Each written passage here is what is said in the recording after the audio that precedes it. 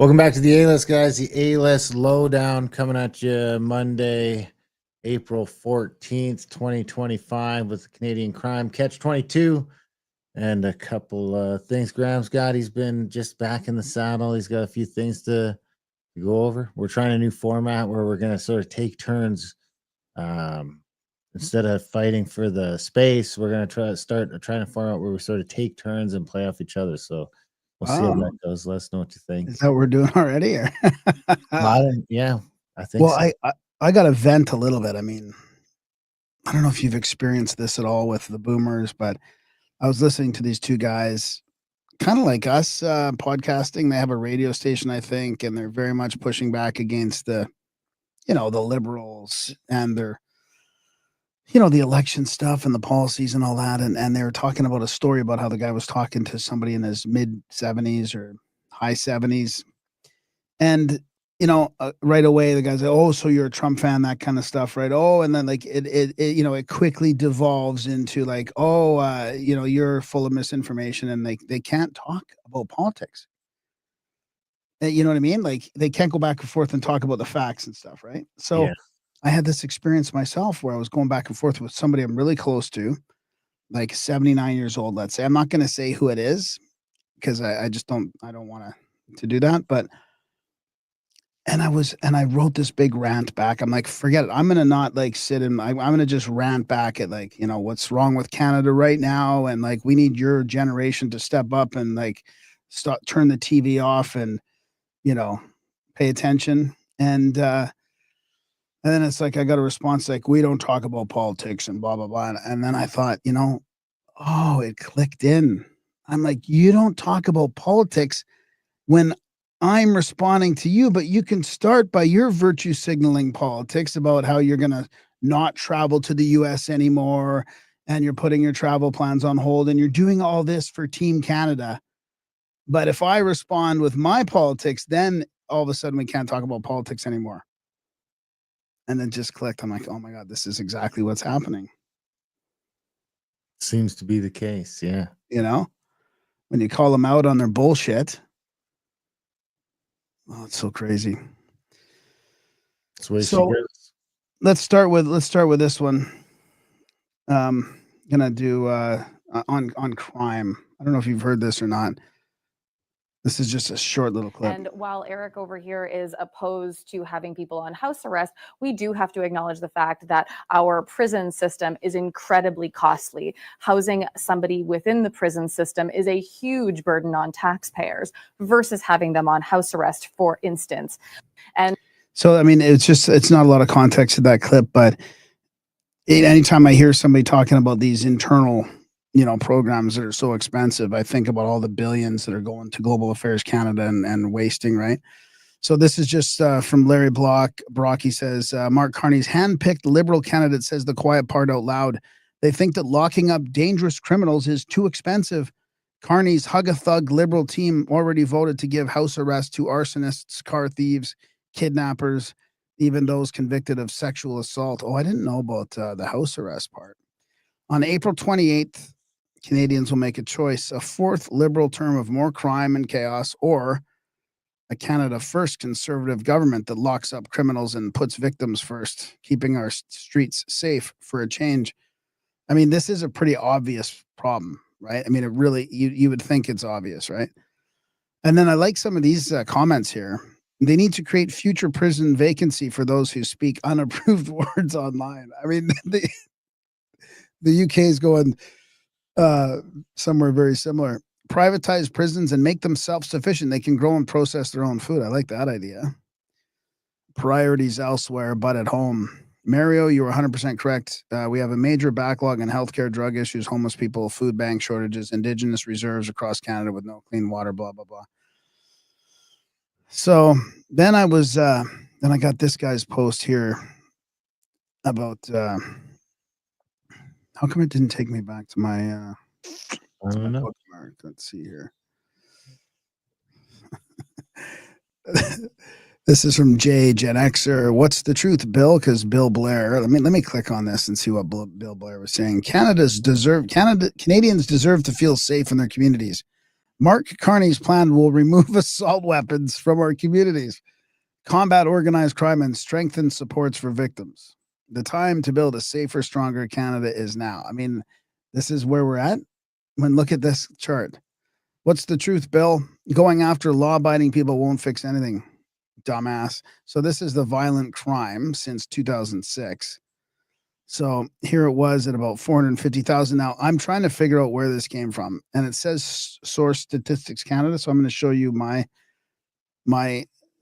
Statistics Canada research. But look at this, right? I'm not. This seems it's a similar shape, but I can't reproduce this graph.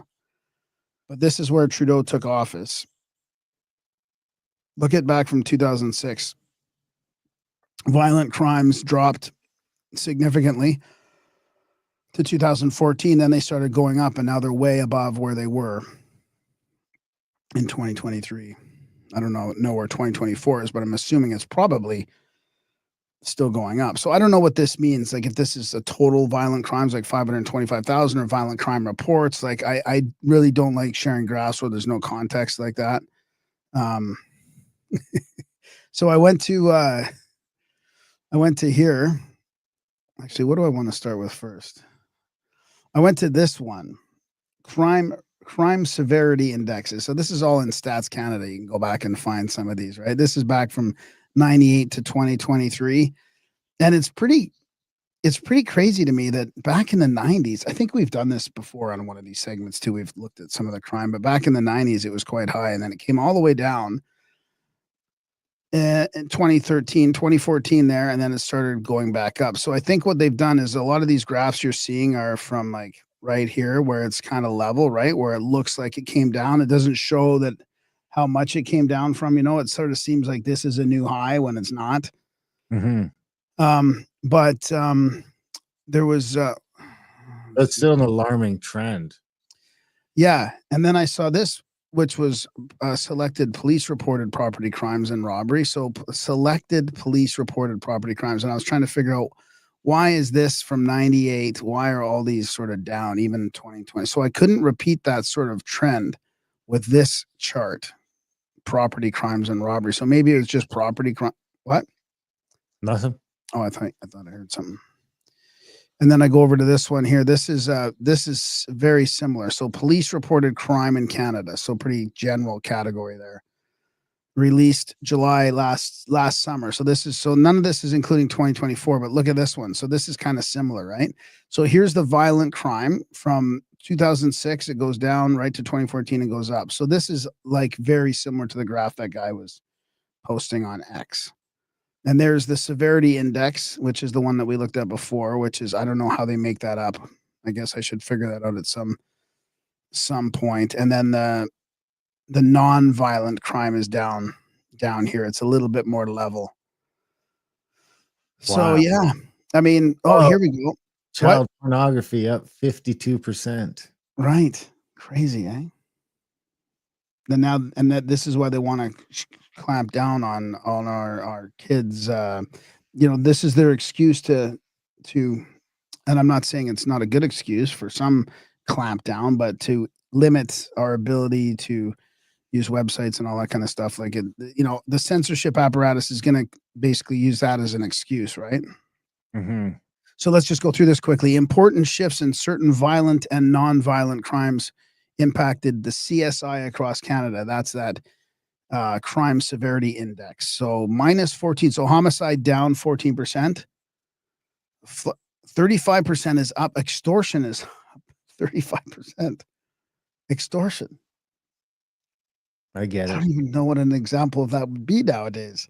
I feel like extorting some people sometimes. Give me your car, or I'm going to kill you. Like, would that be like stealing somebody's car right from out and under them? Like they extorted your car. 4%. Robbery's up 4%. Assault level 2 is up 7%. Child porn is up 52%. Fraud is up 12%. Shoplifting 5,000 or under is up 18%. Motor vehicle theft is up 5%, and breaking and entering is down 5%. Well, that's good. Yeah. So in 2023, there were 778 victims of homicide, 104 fewer than in 2022. Well, that's good news too. Calgary's down 10%. Red Deer's down 10%.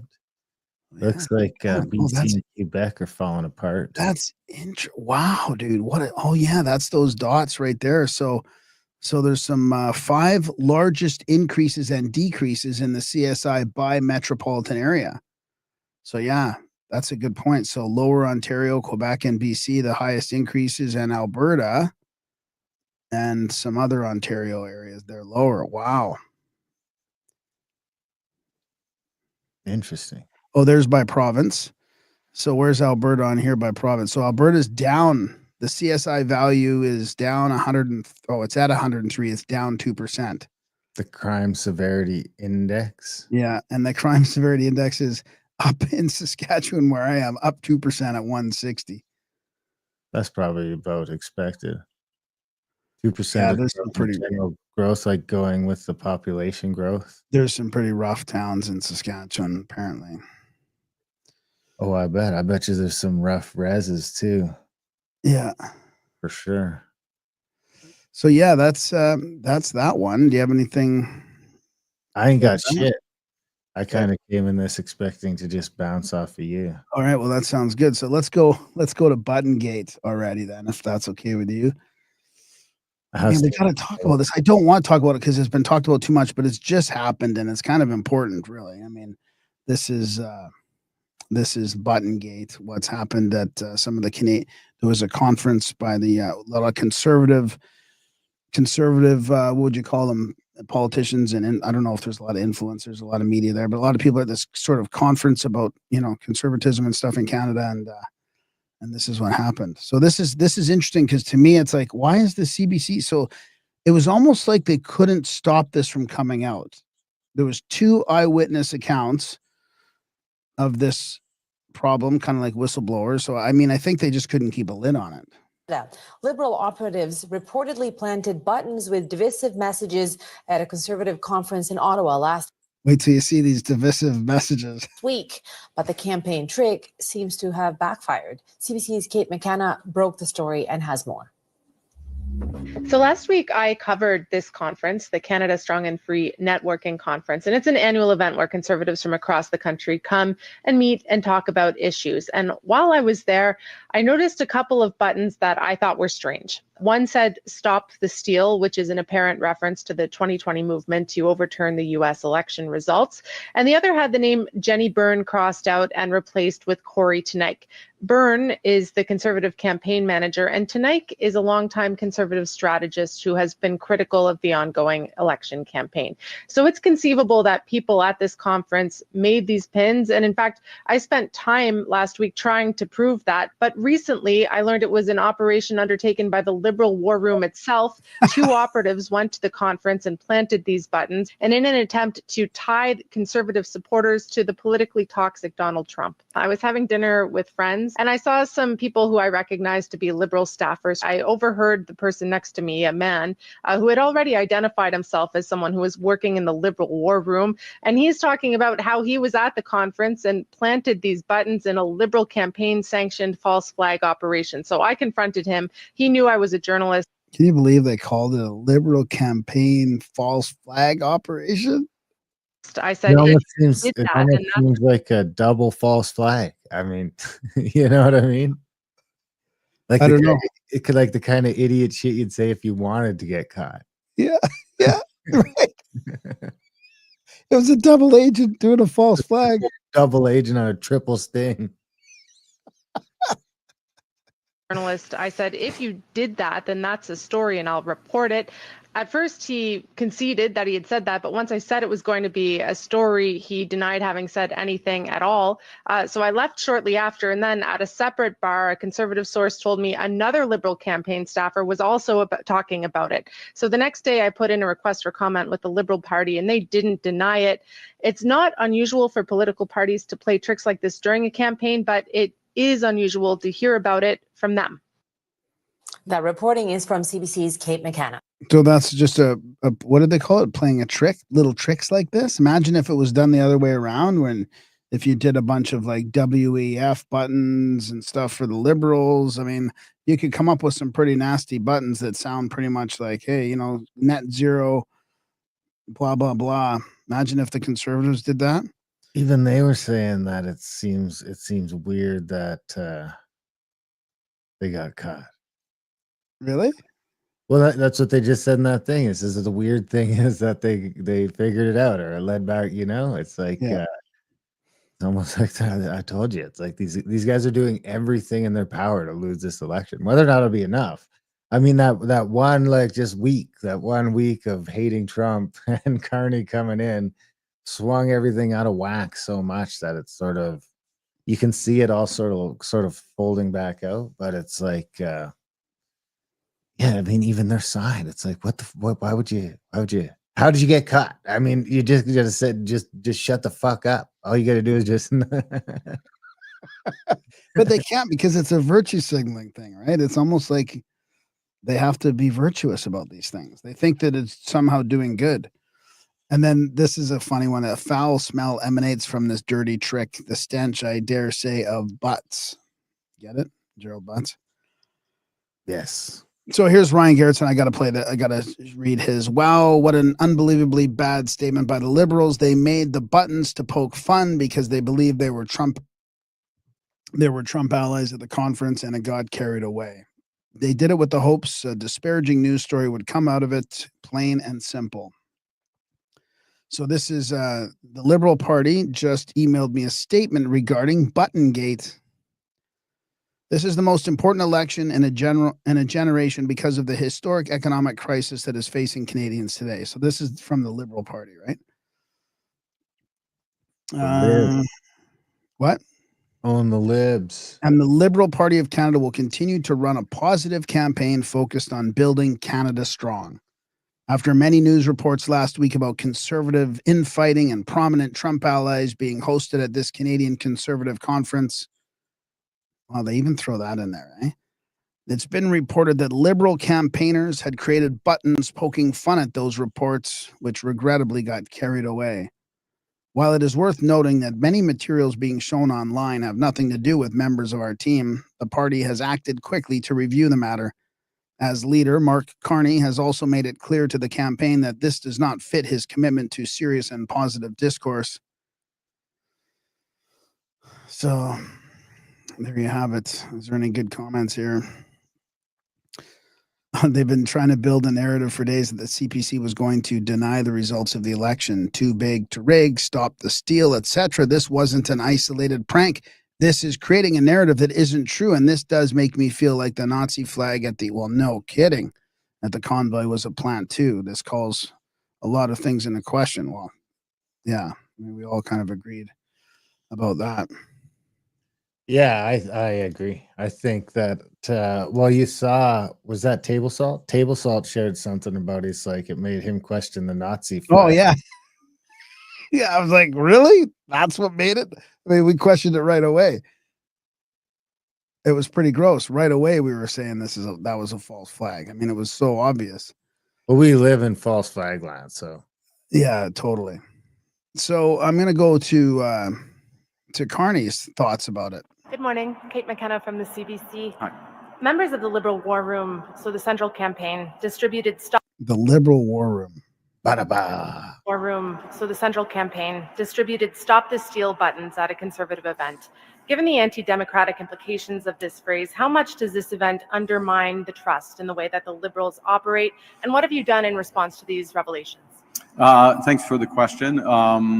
Look, this is totally unacceptable, to be absolutely clear. And I, on behalf of my campaign, I was unaware of this behavior, but on behalf of my campaign, I apologize for it unreservedly. Okay. I've made it absolutely clear to my campaign that this behavior or anything approximating it or in that spirit is unacceptable, cannot happen again. Okay. Okay. Good morning. So what's with all the people behind him? Is that his campaign or? Nah, those got to be employees of something. That UN Canada Fort maybe or something like that. Yeah, exactly. Whatever the fuck that means. I mean, honestly, like I said to you earlier, I appreciate that apology. I mean, that's what most of the time I'm looking for a politician to say, but they'll never say it. I mean, at least he sort of took, accountability, and at least said, I mean, he said he didn't know anything about it, which maybe he didn't. They probably protect him from stuff like that, right? But he was like, yeah, that's unacceptable to do that. And I do appreciate it. That was, I posted from an oil exec at Canadian Oil Exec. Another blow to the serious positive campaign he promised, as they now released the third statement in 2 weeks around their campaign issues. All right. Well, you want me to go? No, I want to finish off this because here's the buttons. Oh yeah, This is the make non-democratic. I mean, how is non-democratic? Like, what is, like, these aren't even, I think these are great. A vote for Carney is a vote for Wexit. Okay. That's that controversial. Lock Justin up is probably the most controversial one. Make Canada great again. Oh my God. That's the most controversial one. Daniel Smith for CPC leader 2026. Free Alberta with a picture of handcuffs. Okay. And then that Corey Tenick one, which nobody knows. I mean, that's just about the campaign manager guy or whatever. Who knows about that? Stop the steal. And then there is no climate crisis. Like, I mean, can you believe they're getting in trouble for these buttons? Like, that's hard to fathom. This is where we're at in Canadian politics, where smearing the whole other side because of these basic buttons. Basic. Hey, speaking of which, what do you think about Pierre not letting people with hats in his rallies? He won't let you in with a MAGA hat, a Make Canada Great Again hat, any of that stuff. I was gonna bring that up during this whole segment, is that, he's kicked people out. I mean, I saw a video of a guy with Viva Fry, and he says he's kicking them out. He's got a picture with Pierre before with his hat and all this stuff, and he won't. I don't know what to think of it. To be honest with you, I don't know what to think about that. Part of me is like, that's gross, but look at the controversy over this. Yeah. I mean, the whole establishment can just use any of that stuff again. It's so sad that they can use it against us or them. I mean, I don't even want to say us, but I mean, I do want PP to win because I think that'll slow the train down a little bit. I mean, I really do think it's him or nothing. I mean, I even saw Kirk Lubomov talking about all his representatives in his riding.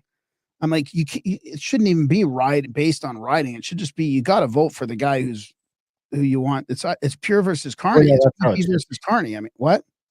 It goes by ridings. Yeah. No, I know, but to analyze the people in your riding, I mean, really, is it going to make a difference? You got to think of the end. So you got to go by which party you want in power. That's how our system works.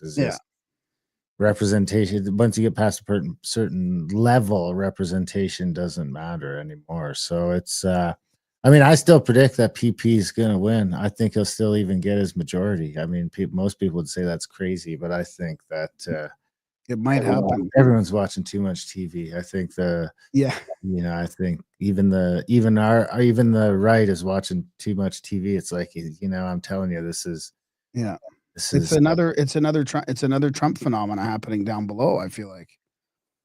Yeah, something sort of analogous to that. Yeah, almost like analogous to the 2016 one with Hillary, with all the. Yeah, that'd be more like it. Yeah, I agree. Well, do you want to play a clip of, or what were you going to do? You should do. Well, I just got one thing to sort of finish us off. Well, okay, I'll save the rest for another time if you want to make this really short here. Or I can do I had a clip from Carney if you want to like throw in a really bad clip, like the best clip of Carney, greatest Mark Carney clip online. We might as well do that quickly, and then we can get out of here around the half-hour mark. So you got something too there? I have a short clip, on Canadian refugees.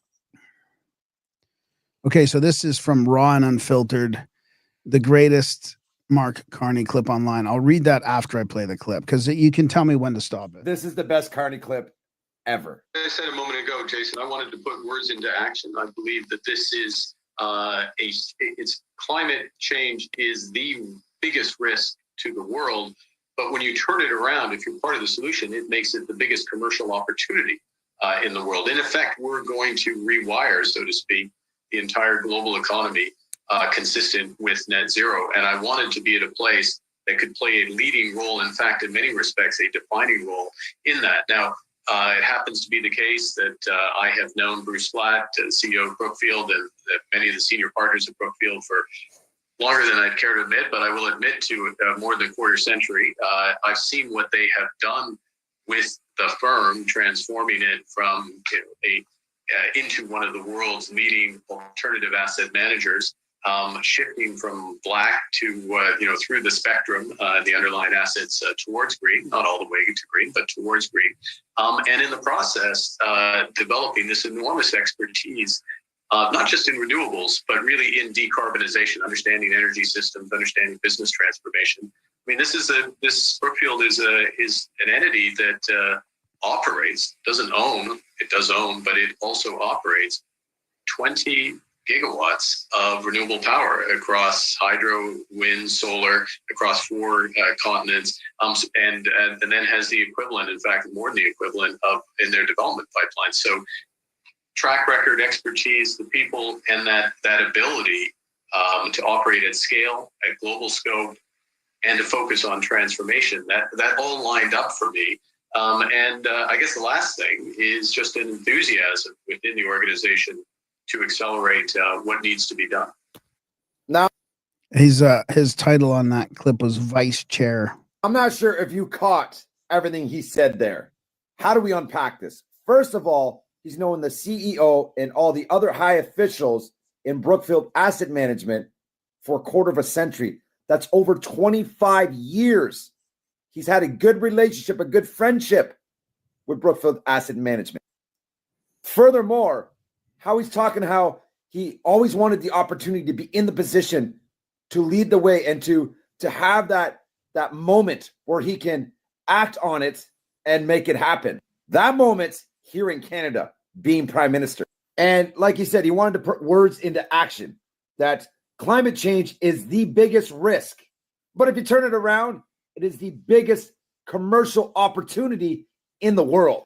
I think what's more important there is that he wants to restructure the whole global economy. I mean, how's that working so far for everybody and their prices and their living standards in the West? I mean, it's mind-boggling that they think they can just do this and that they're allowed to do this. We let them do it. It's unbelievable. We're in too deep. We're in too deep. We are. We can't get out. This isn't about saving the planet. It's about profiting from policies he helps create. He said himself he wants to be in a position to lead the way, push net zero, and shape the system. Between him, his wife, and his brother, they've sat on over 50 corporate and global boards in the last few years. And now he suddenly quits them all just to run for prime minister. Maybe we're better off with the drama teacher. That's what I've been saying. This is 2.0. This is like JT on steroids.